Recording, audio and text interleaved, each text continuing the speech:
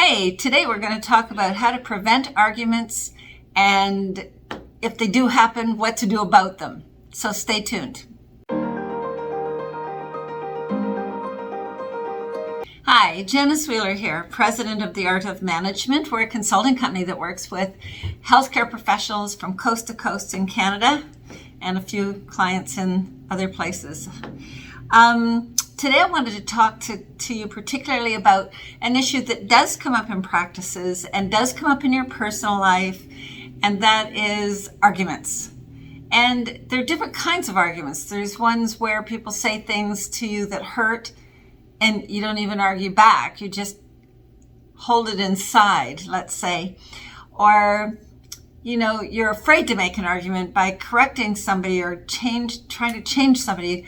I know we've had in the past an experience a long time ago with a staff member who was a Debbie Downer. Everything she told us was a downer, and we were all like, okay, it's just her life and how it is, but we sort of build up this resentment about having this ongoing dialogue about how bad things are, until one day one of us went, okay, let's sit her down and let's have a conversation about this.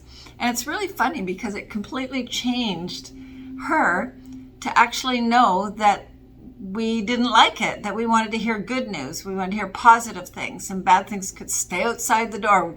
We don't need to bring them in the practice. It affects the other staff. It affects the patients. Let's say you feel that one of your staff has strong negative feelings towards you and you haven't figured out what to do. So we're going to talk about that. Sometimes a staff member knows that another staff member is doing something wrong in the practice that's against the practice policy that, is harmful to the best interests of the practice. Let's put it that way.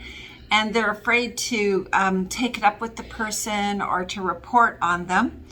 And if you're a staff member in the practice, sometimes you have the feeling that your boss might be going to fire you because of things that they say, and you worry about that. So, some of these things maybe aren't arguments that are happening, but they're sort of internal arguments.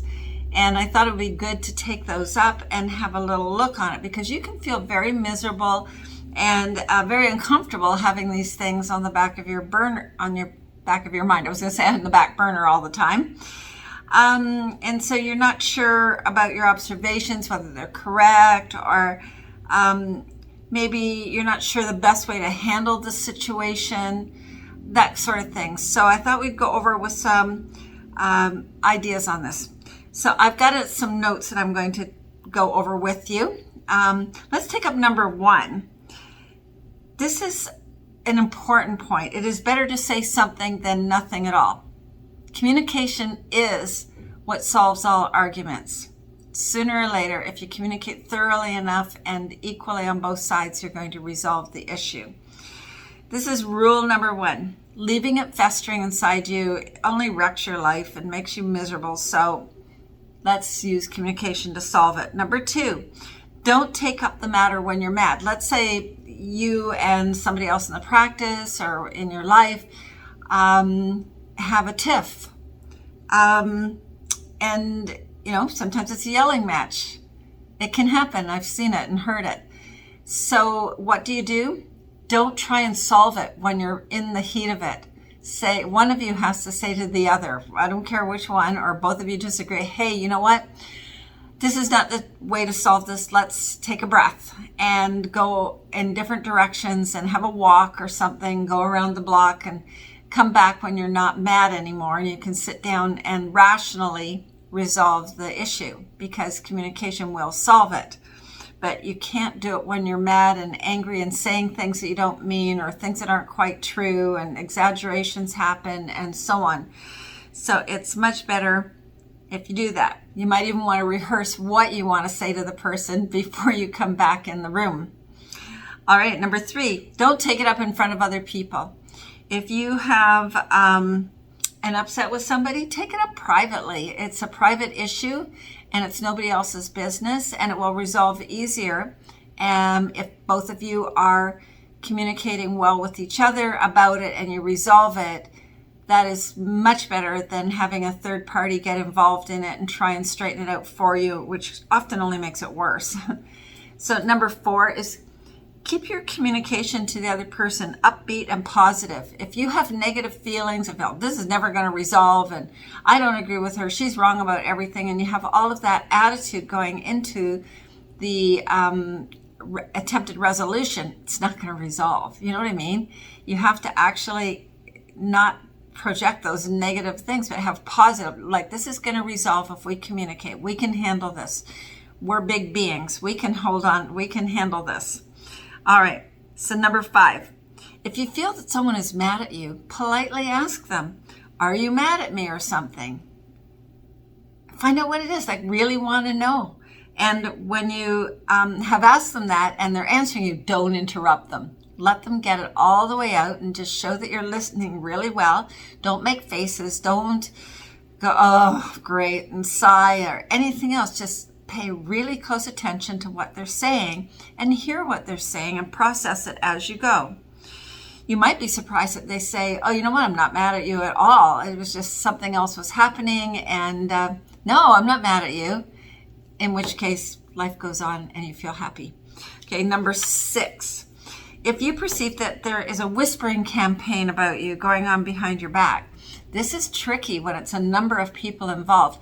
Pick one person who you think is involved, who you have the best communication with, and say, hey, is there a whispering campaign going on behind my back? I feel like every time I walk in the room, you guys all stop talking, and I feel like it's about me. They may say, absolutely not. It's just something that we don't want to pass on to anybody else because it's something really stupid and it's nothing you need to know about. They may say that, or they may say, actually, there is. And you can say, okay, who else is involved in it? And you try and handle it first with the first person that you're talking to and straighten it out. And then go and talk privately to each individual connected with it and handle it with them. And number 7, I wasn't going to give you that one, but maybe you should. If you think somebody's doing something wrong, take it up with them. You know, if it's a practice policy that you do not do a certain thing, I think I've heard many times at the front desk, sometimes staff get very soft and say, oh, give me a post-dated check for that to the patient. And they're not supposed to do that, and they hide the check in a drawer and they get it out when the person has told them that it is good to go through. And so they have this withhold. So take it up with them and say, hey, why don't we practice what to say when a patient says, can you take a post-dated check, right? So that way you help them overcome that, what do I do? How do I say no to the patient in a polite way? Okay. So number 8, if you feel that your boss has it in for you or that they're thinking of like dismissing you, you can politely ask for a few minutes of his or her time and ask them to do a job evaluation, right? And see what they have to say and listen to any negatives. If they're really a good boss, they're probably going to tell you the positives. And then you say, okay, but what are the things that I can improve on? What things could I do that would make me more efficient on my job from your viewpoint, because you're the boss? And it's a constant learning process when you're an employee.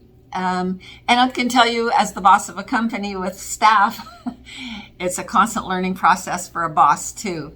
You know, we're not born knowing everything or how to handle everything. And so having a good communication with your boss and showing that you're interested in finding out their thoughts on your job and how you're doing gives them a chance to say anything that is bothering them and get it handled, and then work out, well, what could I do that would make that better? What would you like me to do that would, you know, make it better for the practice? So there you go. There's some helpful hints, I hope. And I think the message that I wanted to say is it is better to communicate than not to communicate, and that communication can make your whole life better if you just get these things out in the air and straighten them out. So that's all I have to say today.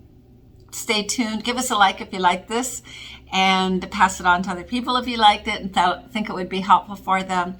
And definitely stay tuned for more. Watch our YouTube channel, has a lot of videos on it on different topics. See if any of them are things that could be useful to you. Okay? Bye for now. See you again soon. To get your practice analyzed, contact the Art of Management at 416-466-6217.